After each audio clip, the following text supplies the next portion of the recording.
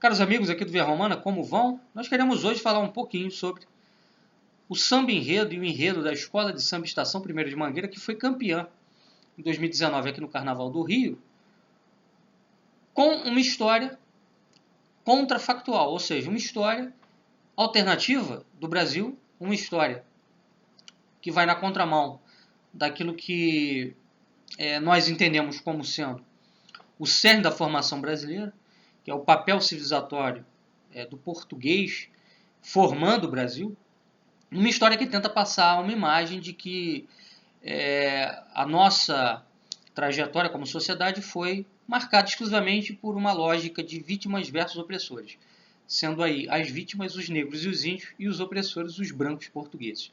Num claro objetivo de demonizar o homem branco europeu, de demonizar o patrimônio português, de demonizar tudo aquilo que Portugal deixou como construto político, social, institucional no país, no Brasil, e, consequentemente, levando, se nós tomarmos todos esses princípios que foram elencados nesse enredo até as últimas consequências, a gente vai questionar até mesmo a existência do Brasil como país, né? Porque, enfim, se você começa a questionar a expansão do bandeirante, né, a construção do nosso território, consequentemente você tem como efeito o questionamento da existência do próprio país, do próprio Brasil como um Estado-nação, né? E isso tem um caráter evidentemente subversivo. Então é um samba enredo e um enredo absolutamente canhestros, né? E eu digo isso com absoluta tranquilidade moral. Não estou sendo passional aqui, porque primeiro, hoje não acompanho mais o Carnaval. Outrora, quando acompanhava, torcia para Mangueira. Tenho uma simpatia pela Estação 1ª de Mangueira, mas enfim, hoje não acompanho mais o Carnaval. Então eu não estou falando isso aqui movido por passionalidade, porque torço para outra escola, ou isso ou aquilo. Pelo contrário, né? Eu torci inclusive para que esse enredo não vencesse, porque isso daria margem a que ele tomasse uma proporção e tomasse uma visibilidade nacional, como tomou. Então, por isso esse vídeo, né? Bom, em primeiro lugar, eu queria aqui tratar de alguns pontos elencados nesse samba enredo da Mangueira, nesse enredo da Mangueira, que são absurdos, historicamente falando, né? Bom, em primeiro lugar, sobre os bandeirantes, né? Como eu falei, se a gente começa a questionar o papel dos bandeirantes de forma absoluta, a gente vai chegar ao ponto de dizer que o Brasil nem deveria existir. O que deveria existir no lugar disso aqui? Uma série de repúblicas indígenas, provavelmente, né, se for levar esses pressupostos a sério. Inclusive, durante a exibição do desfile da Mangueira, eu vi um replay disso aí. A repórter Fátima Bernardes disse que era um absurdo os bandeirantes serem vistos como heróis, porque eles violentavam civilizações que já estavam estabelecidas aqui no nosso território brasileiro. Aí eu fico me perguntando, que civilizações estavam estabelecidas aqui? Porque os povos indígenas que existiam no Brasil não eram civilizações, eram povos que viviam em estágio selvagem ou de barbárie. Não construíam cidades, não tinham um sistema de estradas, não tinham leis escritas, não tinham alfabeto, não tinham números, não tinha uma matemática desenvolvida, uma arquitetura, uma engenharia, como, por exemplo, você percebe isso dentro lá dos astecas, dos incas, que eram realmente civilizações indígenas que foram encontradas pelos espanhóis na América Central e no Peru, né? Aqui no Brasil não teve nada semelhante, né? Então falar de civilizações indígenas que já estavam estabelecidas no Brasil é um troço completamente sem sentido. Por outro lado, né, cabe lembrar que a ideia de que os bandeirantes estavam chegando para tomar terras dos índios é um outro absurdo, né, porque os bandeirantes eram expedicionários. Eles faziam expedições dentro do território brasileiro em busca de três coisas: índios, como mão de obra, né, mão de obra escrava, metais preciosos, ouro e prata, e drogas de sertão, né, folhas, frutos que pudessem ser usados e revendidos para a Europa como produtos tropicais, ok? Por exemplo, tabaco era usado, né, para a produção do fumo e para revenda na Europa, etc. Então, os bandeirantes, eles, embora tenham aberto a possibilidade de você explorar o interior do território brasileiro, que antes, né, a colonização estava fixada no litoral, eles não foram efetivamente os ocupadores do território. Eles abriram possibilidade para desbravar o território. À medida que as bandeiras iam pelo território brasileiro, iam sendo criadas vilas que atraíam pessoas para explorar, por exemplo, o ouro, a prata, onde esses metais eram descobertos, né? Para explorar o tabaco, para explorar, enfim, a agricultura naquelas áreas. E aí você ia criando vilas, iam surgindo cidades por onde as bandeiras passavam. Tá?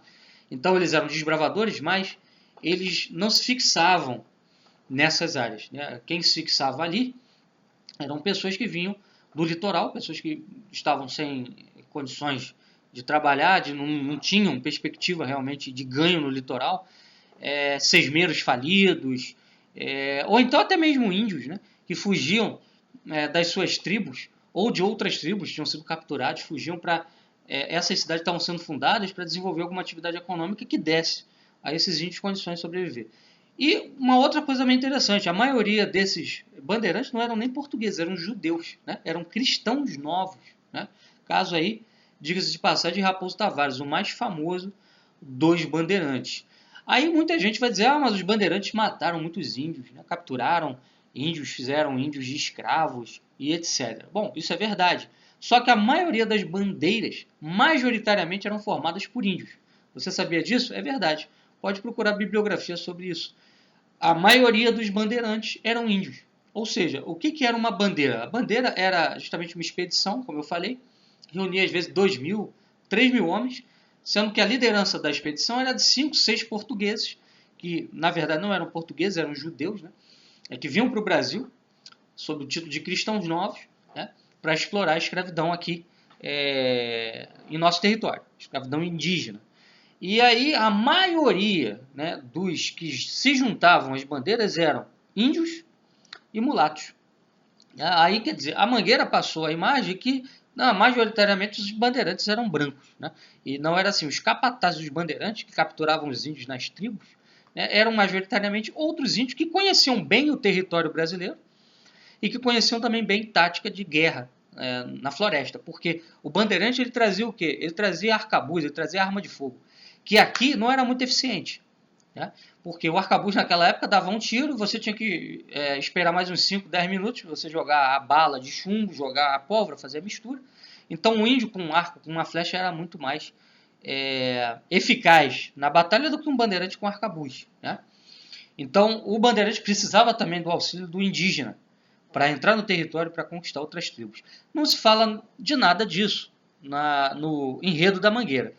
Um outro ponto também interessante, que não se tratou nesse enredo, foi sobre a questão dos negros libertos.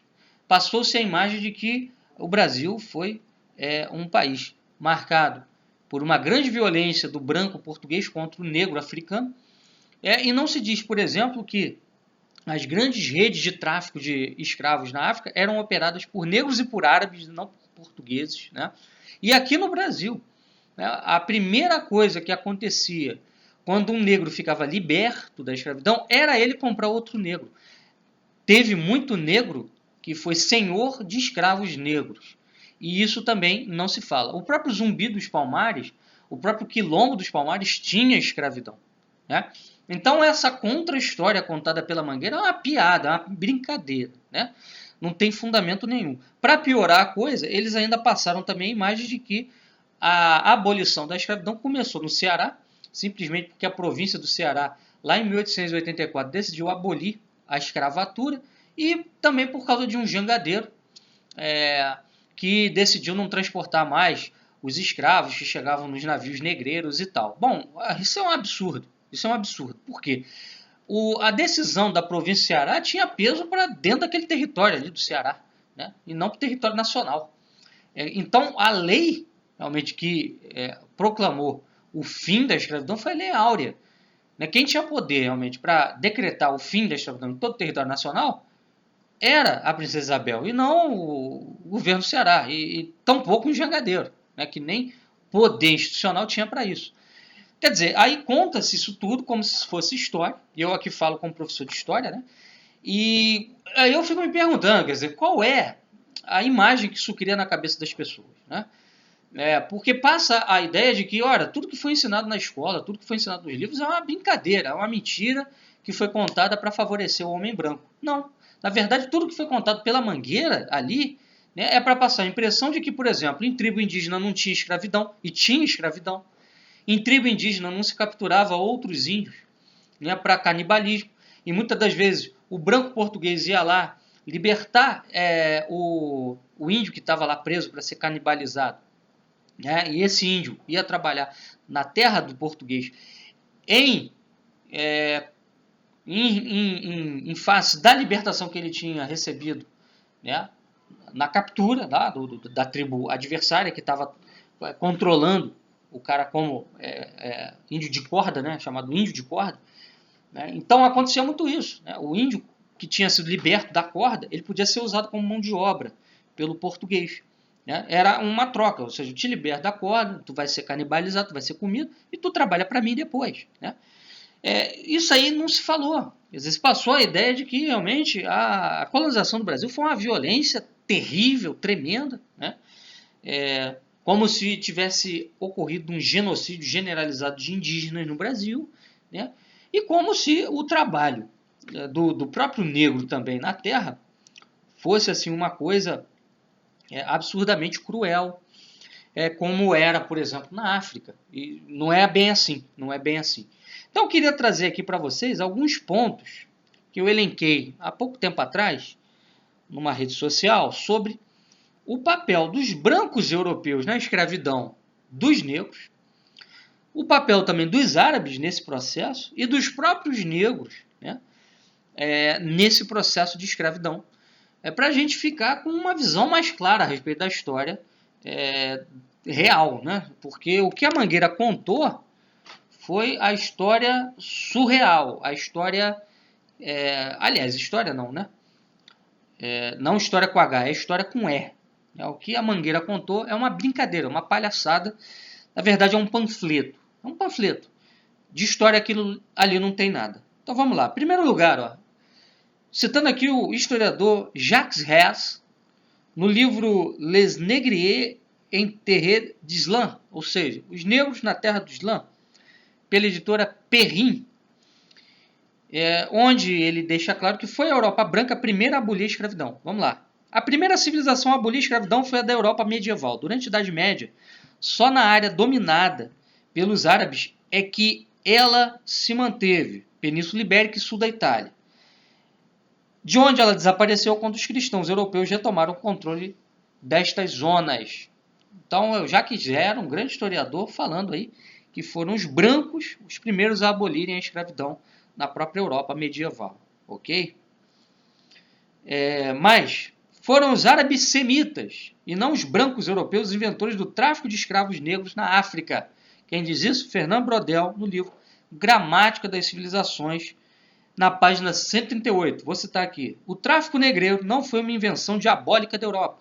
Foi o Islã, desde muito cedo, em contato com a África Negra, através dos países situados entre Níger e Darfur e de seus centros mercantis da África Oriental, o primeiro a praticar em grande escala o tráfico negreiro.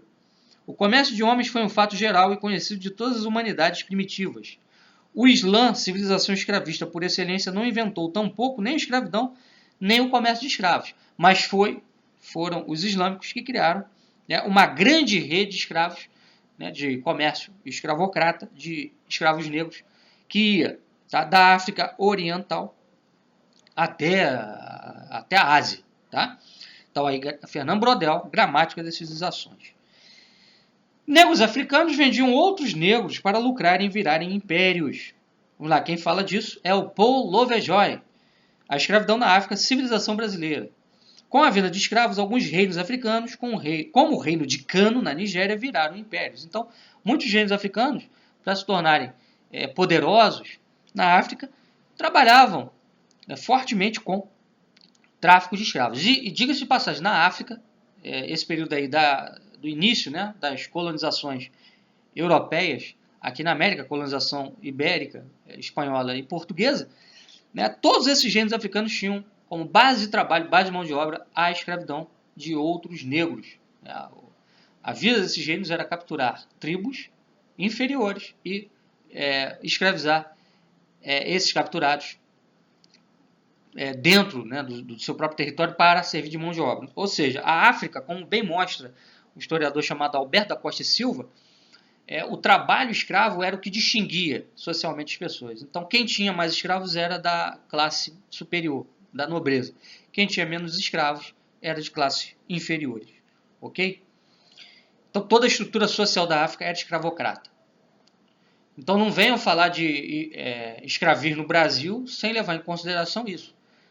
Falar de uma coisa sem levar em consideração a outra é criar panfleto político. Os africanos eram os principais operadores do comércio de escravos e tinham escravos brancos. Mais uma vez, Paul Lovejoy, vou citá-lo aí. Os reis africanos controlavam o preço dos escravos africanos e tinham até escravos portugueses que usavam como serviçais para fazer o comércio com os europeus. Você sabia disso? Que os reis africanos tinham escravos portugueses, escravos brancos? Não, né? A Mangueira não contou, mas é. O movimento pela abolição da escravidão negra foi liderada por brancos europeus a partir do século XVIII. Quem diz isso é o historiador Drescher Seymour, no livro Capitalismo and Anti-Slavery, ok? Da Oxford Press. Vamos lá. O movimento abolicionista inglês se organizou em 1787, criando comitês para arrecadar fundos em prol da luta pelo fim da escravidão. Foi o primeiro movimento organizado de luta anti-escravagista do mundo e serviu de modelo para as lutas abolicionistas nos Estados Unidos e no Brasil, onde partidos e grupos, geralmente brancos de classe média ou da elite, passaram a trabalhar pela libertação dos negros. Então, a luta abolicionista começou na África, começou com os brancos. Os brancos que foram diabolizados pela Estação Primeira de Mangueira. Apesar da luta anti-escravidão, mais um ponto, dos brancos, os reinos negros da África queriam manter o regime de escravidão e comércio negreiro. Novamente, Drescher Seymour, historiador, no mesmo livro, Capitalism and Anti-Slavery. Vamos lá. Quando da divisão da África no Congresso de Berlim, em 1885, os países europeus que tomaram zonas coloniais ali tiveram que lutar arduamente para substituir o trabalho escravo tradicional, usado pelas tribos e reinos africanas, pelo trabalho livre. Tá? Então, os reinos africanos, quando da chegada do processo de neocolonialismo europeu, Inglaterra, França, Alemanha, chegando na África, século XIX, anos de 1800, os reinos africanos queriam manter a escravidão negra, porque isso era lucrativo. Os impérios europeus que queriam dar fim ao processo de escravização ali na África. Outra coisa, é falsa visão de que negros eram castigados com frequência no Brasil colônia. Vamos lá, quem fala disso? O historiador Bert Jude Berkman, ok? No livro Um Contraponto Baiano, livro da Civilização Brasileira, na página 239. Na maioria dos casos, os brancos donos de escravos do Brasil eram proprietários de, em média, casos de 59% dos senhores brancos, apenas 4 escravos. Então, a maioria dos brancos aqui no Brasil, na era colonial, tinham só 4 escravos. Tá? Só 4,5% dos brancos tinham mais de 20 escravos e capatazes com condições de impor castigos físicos. Nas pequenas fazendas onde viviam 59% dos brancos e seus escravos, eles trabalhavam juntos na roça. Não havia castigo físico. O escravo trabalhava em regime de equiparação ao branco. Tá? Ele era um companheiro do branco no trabalho da roça. O branco ia para a roça também cultivar a terra, arar a terra, jogar a semente, junto com o negro. Eles voltam para casa juntos e jantam juntos. Então, a vida do branco e do negro era uma vida comum, da maioria dos negros que viviam, na sua maioria dos casos, em fazendas de brancos que tinham, no máximo, 4 escravos. Tá? Mais um ponto. Foi o imperialismo europeu na África do século XIX quem acabou com a escravidão em várias zonas do continente, como na Etiópia, Marrocos, África do Sul. Isso é citado aí na enciclopédia da História e da Cultura da África, Davis Junior Hunt, tá? Um enciclopedista inglês, que cita aí como a Inglaterra, por exemplo, trabalhou. A Alemanha trabalhou em regiões como Togo e a Bélgica em regiões como o Congo para acabar com a escravidão negra e para estabelecer o trabalho livre, de caráter assalariado. ok? Inicialmente trabalho forçado, tá? Não foi trabalho livre, desculpa. Mas esse trabalho forçado tinha um caráter diferenciado, um trabalho que tinha um pequeno ganho, né, para a população negra que se submetia a este. Não era mais um trabalho escravo. Os brancos alemães, outro ponto, se comprometeram a combater a escravidão na África pelos tratados assumidos no Congresso de Berlim e ainda civilizaram o Togo, antes controlado por traficantes de escravos. Isso é citado por Julius Burger no livro L'Afrique orientale allemande et la guerre. Primeira Guerra Mundial, né? Durante a Primeira Guerra Mundial, África Oriental durante a Primeira Guerra Mundial, está em francês. Enfim, livro esse editado pela editora Fournier, editora francesa, tá? Um livro de 1922, perfeito? De Julius Burger. Outro ponto, tá? Foram os brancos europeus que criaram as primeiras escolas e universidades na África, como cita também o Davis Jr. Hunt, na enciclopédia que nós já citamos, enciclopédia de Cultura e História da África, tá? Uma enciclopédia inglesa. Eu não vou ler aqui tudo porque é bem grande, mas foram as primeiras, por exemplo, primeiras escolas profissionais foram fundadas pela França, no Senegal e no Camarões, tá? Como a Escola Normal William Ponty, a Escola de Medicina do Dakar, isso, uma em 1912 e outra em 1918. A Universidade da Cidade do Cabo, criada em 1829, na África do Sul, pelos ingleses. E a Universidade do Cairo, também pelos ingleses, criada em 1904 no Egito. Foram as primeiras, né? A Inglaterra também fundou em 1949 a Universidade de Ibadan, na Nigéria, e a Universidade das Rodésias, tá? A França abriu uma universidade em Dakar em 1958. Perfeito? O Estado belga, por exemplo, criou em 1956 a Universidade Oficial do Congo. Enfim, nós temos aí vários e vários exemplos do que eu estou falando aqui, tá? Outro ponto aqui também importante é o citado também por Dreshey Seymour,